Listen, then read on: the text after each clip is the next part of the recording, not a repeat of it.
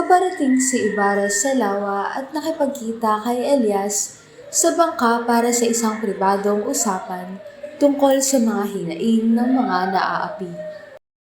Ginoong Ibarra, patawad kung dito tayo nag-usap. Tahimik at ligtas dito. Anong nais mong sabihin, boss? Dala ko ang hinaing ng mga naaapi.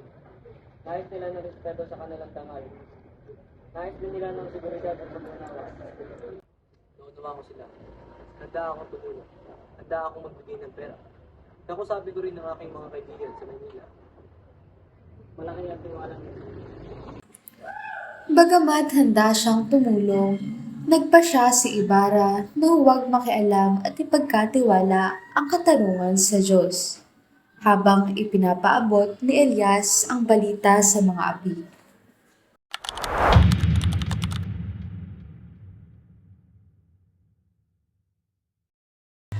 Si Elias, pinalaki sa trahedya at lungkot, ay natutong harapin ang mundo ng may tapang at determinasyon.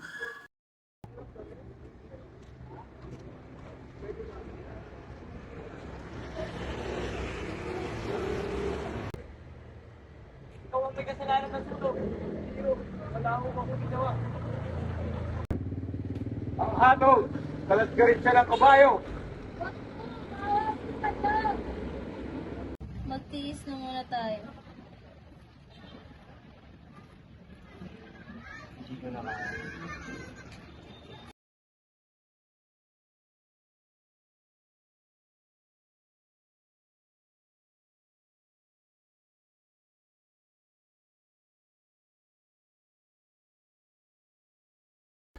Ang mga karanasang ito ang humubog sa kanya, patunay ng pag-asa at laban para sa katarungan.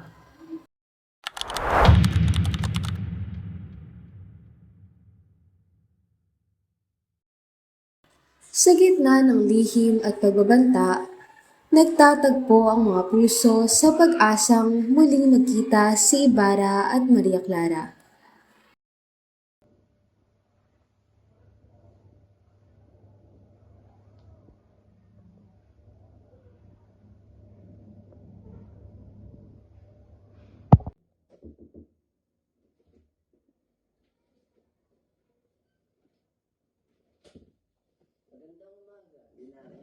Magandang umaga, Father Salvo.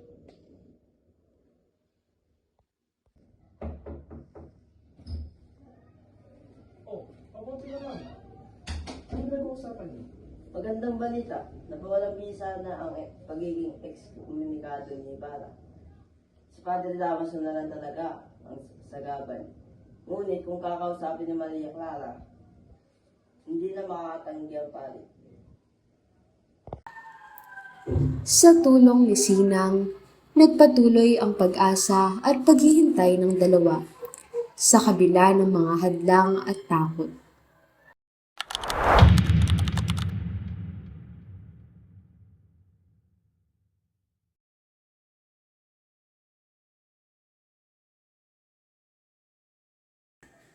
Sa madilim na sementeryo, nagtatagpo ang mga anino upang pag-usapan ang paghihiganti at mga nakatagong plano.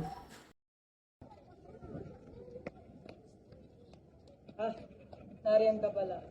Sige, sandali lang. Hihintay muna tayo. Napagkasunduan nilang Lucas at Elias ay magsugal sa itaas ng puntod, isang laro ng kapalaran sa gitna ng ulan at panganib.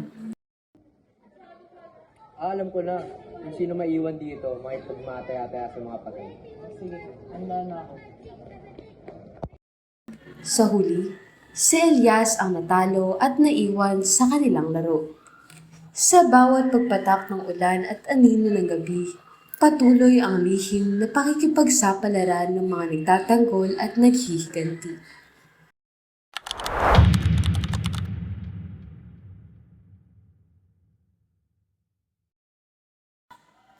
Isang nakakamanghang balita ang kumalat sa San Diego tungkol sa mga ilaw sa sementeryo, nagpalitaw ng takot at usap-usapan sa buong komunidad. Magandang hapon. Ganito dito. Maganda nga po sir. Meron lamang akong gustong sabihin sa inyo. Opo ka. Pag-uusapan natin. Tinanggap na ng alkalde ang pagbidyo ko sa tungkulin. Ano? Hindi na nararapat. Iba na ang bayan ngayon. Ang mga kabataan, ang mga banyaga, nagdadala ng pagbaba. Kailangan mo ba ng gamot? Hindi na. Iwan mo na lamang sa mga may iwan. Sabihan mo rin si Ibarra na magpakita muna sa akin bago tuloy mamatay.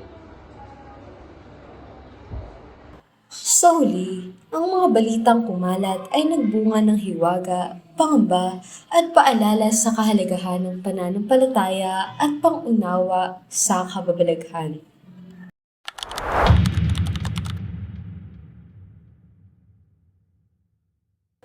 Sa bayan ay kumakalat ang balita ng nalalapit na pag-aalsa at dito magsisimula ang kwento ng lihim at pakikipagsapalaran. Stop. Magandang umaga. Magandang umaga rin, Elias. Ibarra, kailangan mo na kagad umalis. Kumalat ang balita sa paglusog sa kwarto niyo. Dalhin mo itong dokumento ito at tignan na rin. Si Don Ibarra Mendia ang iyong lolo? Oo nga, siya ang gumawa ng pagkasawi ng maraming pamilya. Go! Alvarez, lumabas ka! Anong dahilan ng inyong pagdating, Padre? Hindi ako para sa kambing. Dito ako dahil may paparating na pag-aalsa sa kwartel. Ano? Anong nais mo na gawin namin paraan? Humingi lamang ako ng 4 na gwardiya sibil para sa kumbento. Habang kumakalat ang balita, nananatiling tanong, sino ang magtatagumpay sa laban ng katarungan at kapalaran?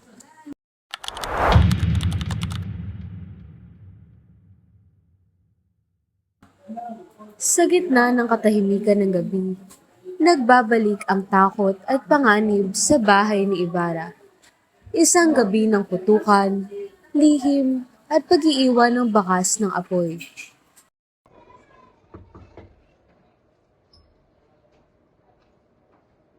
Kung ano na kayo, susunod ako. Hindi ko alam ang dahilan, ngunit kasama ako.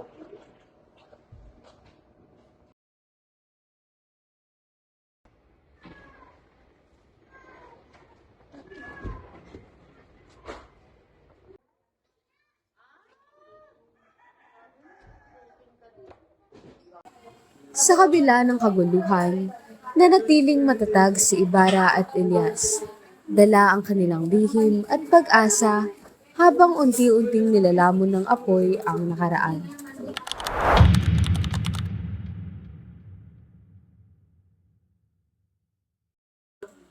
Kinabukasan, nanatili ang takot sa San Diego. Tahimik ang bayan, ngunit kumakalat ang mga bali-balita. May narinig ako ng madaling. Yung kaluluwa sa cemetery po. Wala akong narinig. Pero sa panaginip ko, humihingi sila ng indirecto sa pangalan.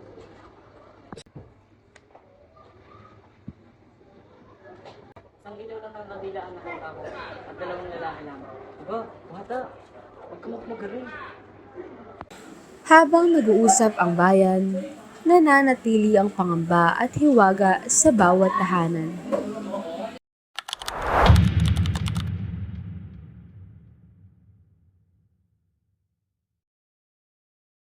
Sa harap ng tribunal, nakabantay ang mga gwardiya sibil, nagbabantang parusahan ang sinumang sisilip. Nananatili ang takot sa tribunal habang ang bayan ay nanginginig sa kalupitan ng mga gwardiya sibil.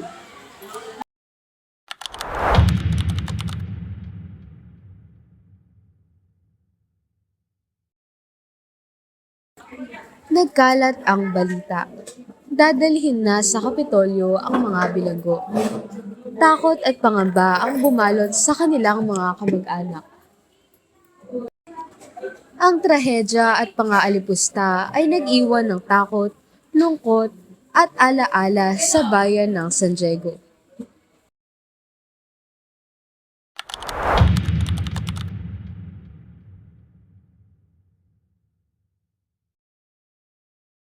Lumabas sa pahayagan ang magkakaibang balita. Pabor sa simbahan, laban kay Ibarra.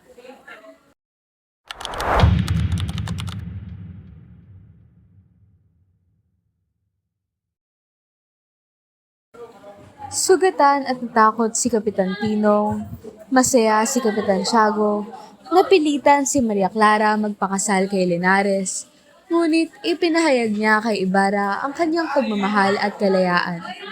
Tumutol si Padre Damaso dahil sa galit kay Ibarra.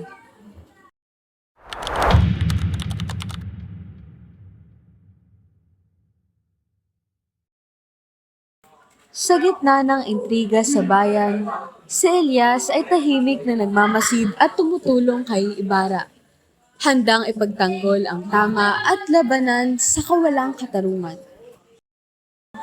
Habang napilitan si Maria Clara, si Elias ay patuloy na gumagala at nagbabantay. Tagapangalaga ng katarungan at tapat na kaalyado ni Ibarra sa gitna ng mga panganib at lihim ng bayan.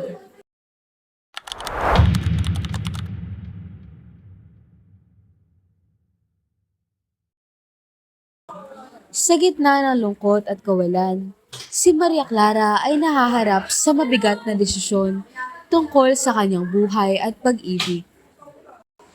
Dahil sa pagkawala ni Ibarra, mas pinili ni Maria Clara ang kumbento, habang si Padre Damaso ay taimtim na nananalangin para sa kaligtasan at kapayapaan ng kanyang anak.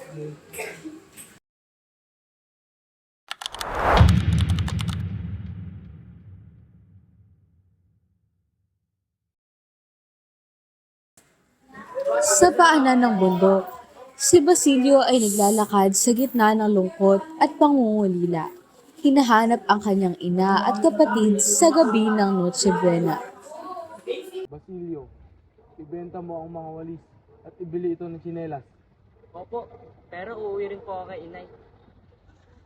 Anak ko, Inay! Inay! Ako to si Basilio! Nasaan ang mga anak ko? Inay! Inay! Gumising po kayo, Inay! Inay! Tulong! Tulong! Ano pong nangyayari sa inyo? Basilio, sunugin mo kami ng iyong ina. Bakit po? Sa balete, may nakatagong kayamanan. Bakit po? Gamitin mo yun. Mag-aaral ka na mabuti. Dahil sa trahedya, natagpuan ni Basilio ang bangkay ni Sisa at natulungan siya ni Elias.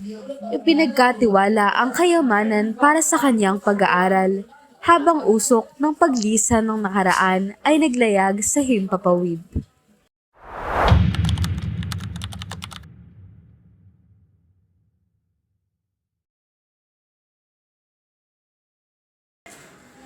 Sa paanan ng bundok, si Basilio ay naglalakad sa gitna ng lungkot at pangungulila. Hinahanap ang kanyang ina at kapatid sa gabi ng Noche Buena. Dahil sa trahedya, natagpuan ni Basilio ang bangkay ni Sisa at natulungan siya ni Elias. Ipinagkatiwala ang kayamanan para sa kanyang pag-aaral, habang usok ng paglisan ng nakaraan ay naglayag sa himpapawid.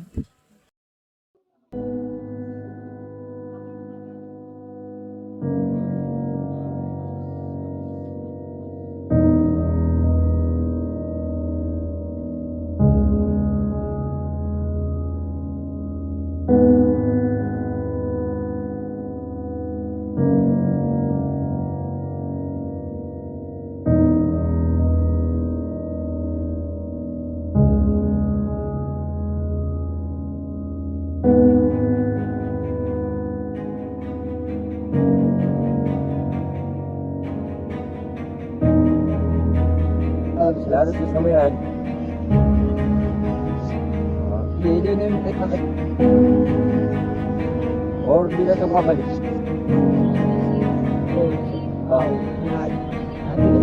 Hindi na namin namatasa mo.